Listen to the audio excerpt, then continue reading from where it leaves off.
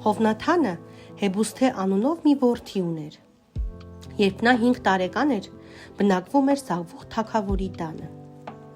Ժողովուրդը վախեցած էր Սավուղի և նրա որդու Հովնաթանի մահվանից հետո։ Եվ այն ժամանակ դայակը Հեբուսթեին ասաց. «Մենք պետք է փախչենք և թաքնվենք, եթե չփախչենք, քեզ կսպանեն»։ Տղան և դայակը վազում էին, որ փրկվեին։ Երեխան չէր կարողանում արագ վազել, և դայակը գրկեց նրան,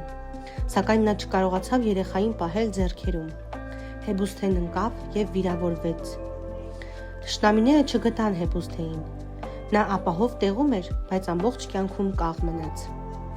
Երբ Դավիթը թագավոր դարձավ, նա հիշեց իր ընկեր Հովնաթանի մասին։ «Կա արդյոք նրա ընտանիքից ողջ մնացած մեկը», հարցնում էր նա։ Ծառան պատմեց Դավթին Հեբուսթեի մասին։ Դավիթը ուղարկեց իր մարդկանց բերելու Հովնաթանի որդի Հեբուսթեին։ Հեբուսթեն արդեն մեծացել էր, սակայն վախենում էր Դավթին հանդիպելուց։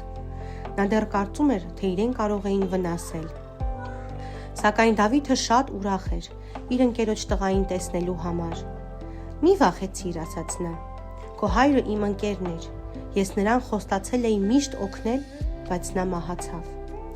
Ես ցանկանում եմ, որ դու ապրես ինձ մոտ և օգտվես իմ սեղանից»։ Այդ ժամանակ Հեբուսթեն ընտանիքով տեղափոխվում և բնակվում է Դավթի տան կողքին։ Նրան Դավիթը ընդունեց որդու նման։